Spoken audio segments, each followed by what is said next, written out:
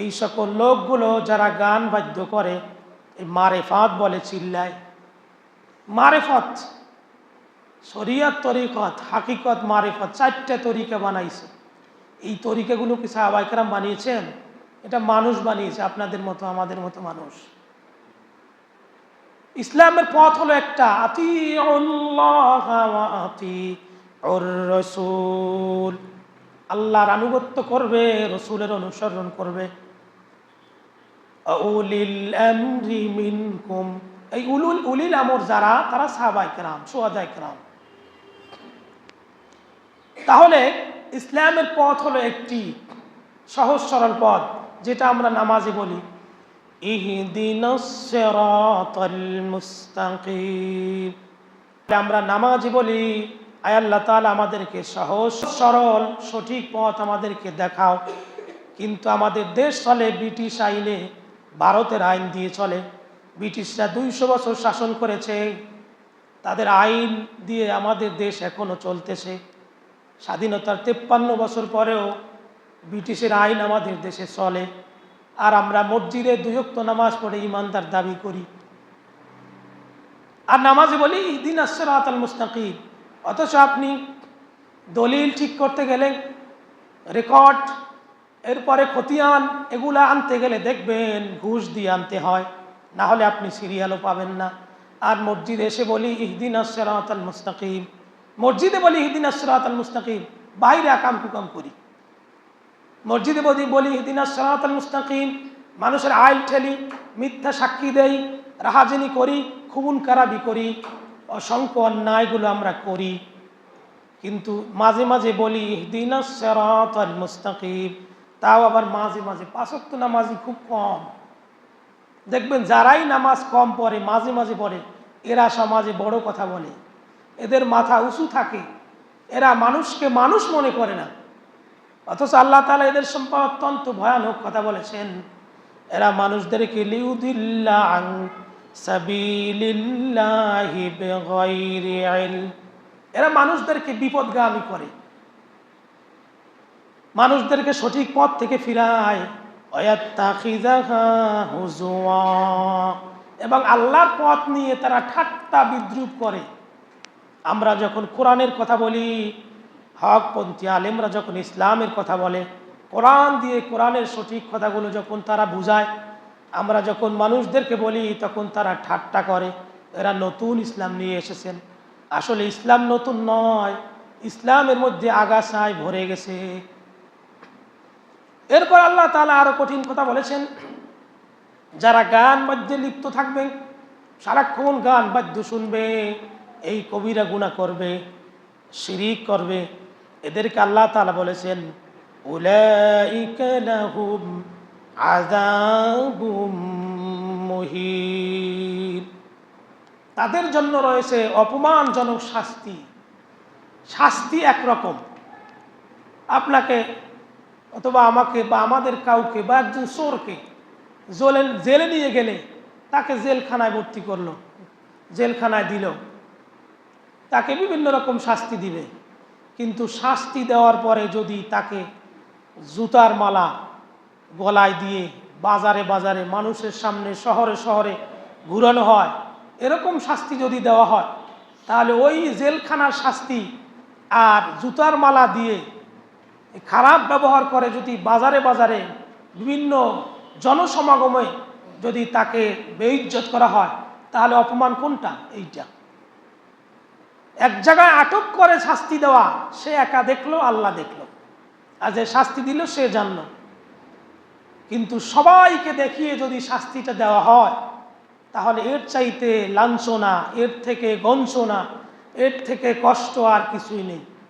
আল্লাহ তাআলা সেই কথাই বুঝাচ্ছেন, উলাইকা লাহুম আযাবুম মুহিন, যারা গান বাদ্য শুনে দুনিয়ায় মত্ত থাকবে, লিপ্ত থাকবে, দুনিয়ায় আনন্দ উপভোগ করবে, আল্লাহকে ভুলে যাবে, দুনিয়ায় বেশি বেশি হাসবে, কম কাঁদবে অথবা কাঁদবেই না।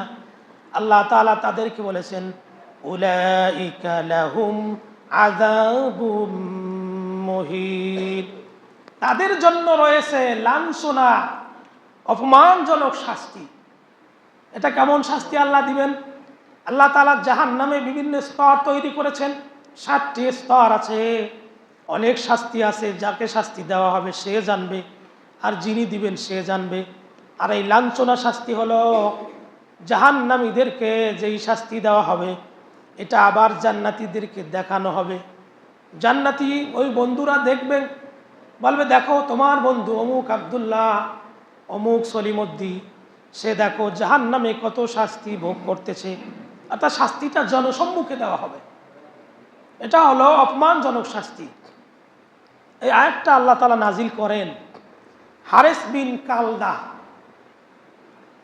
এর শানে। আয়াতটি নাজিল হয়, সে ব্যবসার উদ্দেশ্যে সিরিয়া যেত এবং বিভিন্নভাবে মানুষদেরকে গান শোনাতো, আসর বসাতো, যেটা আমাদের দেশের ক্যানভাসাররা করে। দেখবেন কি জাদু, এমন পলিটিক্স করে, মানুষকে নামাজের কথা ভুলিয়ে দেয়।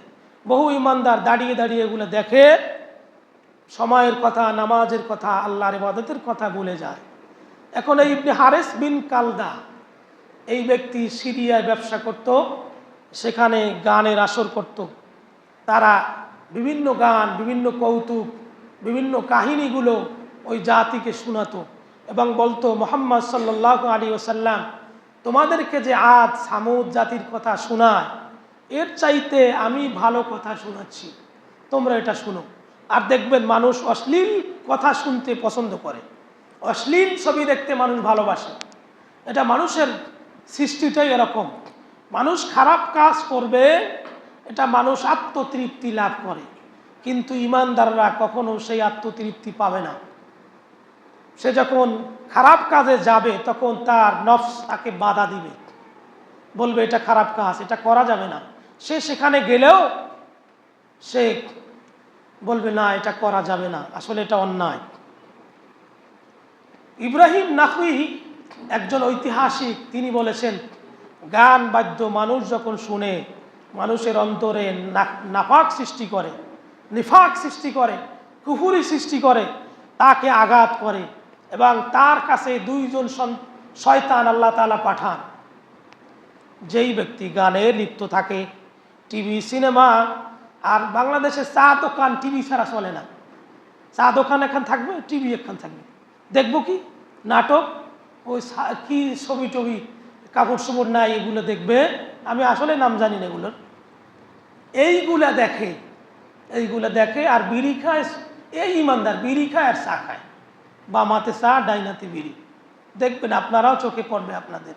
এই ইমানদার, আর এরা সমাজে ইমানের দাবি করে, এদেরকে আল্লাহ তাআলা বলেছেন লাঞ্ছনাদায়ক শাস্তি দিবেন।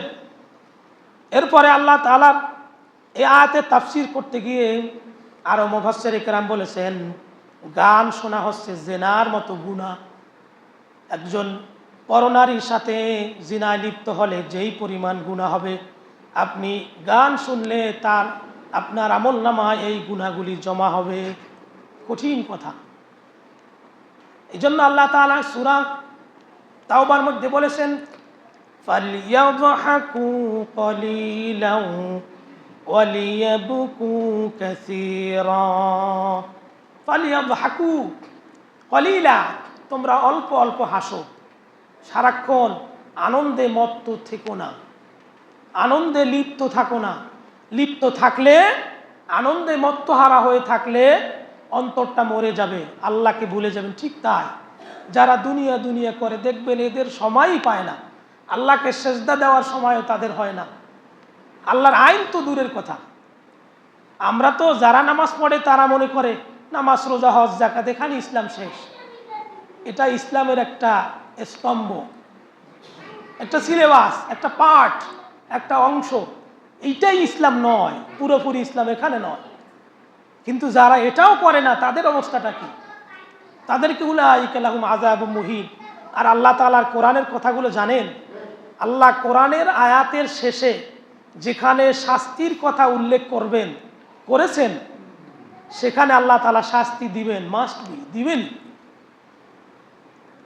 আর যে আয়াতে আল্লাহ তাআলা বিভিন্ন ভয় দিয়েছেন, কিন্তু আয়াতের শেষে শাস্তির কথা বলেন নাই, কিন্তু বিভিন্ন ধমক, ভয় দিয়েছেন, ভয় দেখিয়েছেন, আল্লাহ তাআলা কঠিন কথা বলেছেন, কিন্তু শেষে শাস্তির কথা উল্লেখ করেন না। এটা তাফসীর কারকদের একটা মত, ওখানে আল্লাহ তাআলা তাদেরকে মাফ করে দিতে পারেন। কিন্তু এই আয়াতের শেষে দেখেন আল্লাহ তাআলা বলছেন অপমানজনক শাস্তি দিবেন। আবার যাকাতের আয়াতের শেষে আছে অপমানজনক শাস্তি, কেননা এই সম্পদগুলো আল্লাহ। আপনাকে কিছুদিন আল্লাহ তাআলা খেতে দিয়েছেন, আমাকে কিছুদিন উপভোগ করতে দিয়েছেন, কিন্তু সম্পদ মূলত আল্লাহ। আপনার আমার মায়া কিসের? আল্লাহর সম্পদ আল্লাহর রাস্তায় দিবেন, আপনার যতটুকু প্রয়োজন তা খাবেন, ব্যবহার করবেন, কিন্তু যেটা আল্লাহ তাআলা দিতে বলেছেন সেটা দিবেন। এই জন্য গান শোনা যাবে না, কোনো মতেই ইমানদাররা গান শুনতে পারবে না। আল্লাহ তাআলা বলেছেন فَلْيَضْحَكُوا قَلِيلًا وَلِيَبْكُوا كَثِيرًا। তোমরা কম কম হাসো, বেশি বেশি কাঁদো। জাযাআম বিমা কানু ইয়াকসিবুন। তাহলে তোমাদের কর্ম আল্লাহ তাআলা দিবেন, যথোপযুক্ত তোমাদের পাওনাগুলো আল্লাহ তাআলা দিয়ে দিবেন। আমরা হিসাব করি, আমি বারবার একটি কথাই বলি যে হিসাব মিলান, আমার হিসাব আমি মিলাই, আপনার হিসাব আপনি মিলান। কি করেছি আমার জীবনে? আমার 50, 70, 80 বছর বয়সে, 40 বছর, 30 বছর বয়সে আমি কি করেছি? আমার করার কথা কি ছিল আর কি করেছি? তাহলে নামাজ, রোজা, হজ, যাকাত এটা ইসলামের একটি বিধান, একটা পাঠ, একটা অংশ। কিন্তু ইসলাম কিন্তু শুধু এটার জন্যই আসে না। কোরআনুল কারিমে আছে আন আকিমুদ্দিনা ওয়ালা তাতাফাররাকু, দিন প্রতিষ্ঠা কর। দেখবেন পৃথিবীতে দিন না থাকলে নামাজ পড়তে পারবেন না। এই করোনা হয়েছে, দেখেন ইহুদিদের কি ষড়যন্ত্র। তারা মসজিদে 5 জনের বেশি নামাজ পড়তে দিত না, জুমার নামাজ 20 জনে পড়বে। অথচ ইসলামে কোনো ছোঁয়াছুঁয়ি রোগ বলতেই কিছু নেই। যারা স্কলারশিপ আলেম তাদের আলোচনা আমি শুনেছি, আমি বললে বলবেন যে আপনি কয়টা হাদিস পড়েছেন? আমি অসংখ্য হাদিস পড়েছি, 86-এর অধিকাংশ হাদিস আমরা ক্লাসে পড়েছি, তাফসীর শেষ করেছি। কিন্তু ছোঁয়াছুঁয়ি বলতে ইসলামে কোনো রোগ নেই, এটা মনের ধারণা। আপনি যদি মনে ধারণা করেন অমুকের দৃষ্টি পড়লে বদ নজর লাগবে, আসলেই লাগবে। আর যদি ধারণা করেন যে কিছুই হবে না, আসলে কিছু হবে না, এটা মনের ইচ্ছা। আপনার অন্তরটা আল্লাহ চায়, আপনি যেটা করতে চান আল্লাহ তাআলা ওটা সাহায্য করেন। আপনি যদি পাপ কাজে লিপ্ত হতে চান তাহলে আল্লাহ তাআলা সুযোগ করে দেন। ইচ্ছাটা আপনার, আমার। এজন্য সিদ্ধান্তটা আপনি নেবেন। এজন্য পৃথিবীতে দিন না থাকলে ইসলাম মানা সহজ না। বাস্তব ইসলামের কথাগুলো আমরা বলতে পারি না। আমি 2001 সাল থেকে জুমার নামাজ পড়াই। ওই আগে 2-1 বছর বলেছি, কিন্তু ইসলামের কথা সরাসরি মন খুলে আমরা বলতে পারি না। আর কোরআনের কথা, হাদিসের কথাগুলি, সত্য কথাগুলি না শুনলে ইমানের স্বাদ পাবেন না, ইমানের তৃপ্তি পাবেন না। নেতার ভয়তে যদি মসজিদে কথা বলতেই হয় তাহলে আর ইমাম থেকে লাভ কি? নেতা কথা বললেই হয়। এখানেও আমি কি আলোচনা করি এটা দিদার মিয়ার কাছে পৌঁছে তো, এটা আমি জানি। আমি একদিন আমাকে থানায় একবার নিয়েছি বিভিন্ন কারণে, কিন্তু এখন বুঝে দেখেন আমাদের অবস্থাটা এরকম। এই জন্য আল্লাহ তাআলা বলেছেন দিন প্রতিষ্ঠা করো। আল্লাহ রসুল সাল্লাল্লাহু আলাইহি সাল্লাম দিন প্রতিষ্ঠার জন্য, ইসলাম প্রতিষ্ঠার জন্য আল্লাহ রসুল সাল্লাল্লাহু আলাইহি সাল্লাম 17 ওয়াক্ত নামাজ কাজা করেছেন। এটা কি জানেন? এই ইতিহাস পড়েছেন? আপনার দিন প্রতিষ্ঠা আগে। আপনি দিন না থাকলে পৃথিবীতে নামাজ থাকবে না। পৃথিবীর বহু দেশ আছে আজান দিতে দেয় না, এখনো প্রকাশ্যে আজান দিতে দেয় না। তাহলে যদি সেখানে দিন থাকতো তাহলে আজান দিতে দিত, বল তুমি আজান দাও, তোমরা মুসলমান আজান দিবে, নামাজ পড়বে, অমুসলিমরা তাদের ইবাদত করবে, কোনো বাধা নেই। কিন্তু এই জন্য দিন প্রতিষ্ঠা করা ফরজ, এটা আমাদের দেশের মানুষ বুঝেই না। এই কথা যখন আলেমরা বলে তখন বলে রাজনীতি। আমাকে কেউ কেউ এমন কথাও বলে, হুজুর আগে এসব কথা কন না, এখন কন। আগে বলি না, ভয়তে বলি না, এটা সত্য। বিভিন্ন হুমকি ধমকিতে আমরা বলতে পারি না। এই জন্য দিন কায়েমের আন্দোলন করা ফরজ।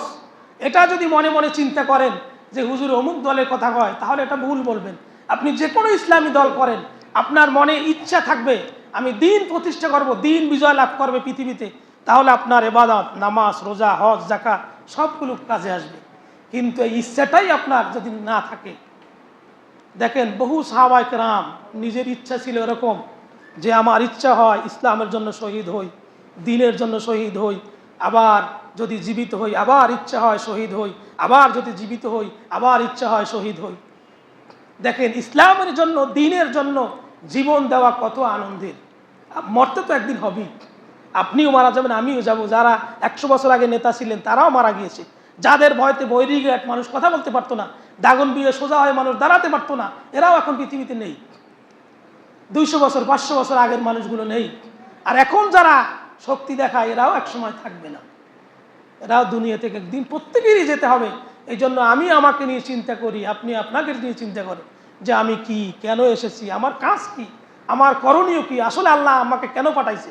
আমাকে দুনিয়া পাঠাইছে বাদাম, সোলাবুট, মুড়ি, চানাচুর, রমজান মাসে বিভিন্ন পর্বের ইফতারি খাওয়া এটার জন্য? এটা তো খাবেনই, কিন্তু শুধু এটার জন্য নয়। আল্লাহ তাআলা আমাদের এই কথাগুলো বোঝার তৌফিক দান করুন। চ্যানেলটি সাবস্ক্রাইব করে আমাদের সঙ্গেই থাকুন।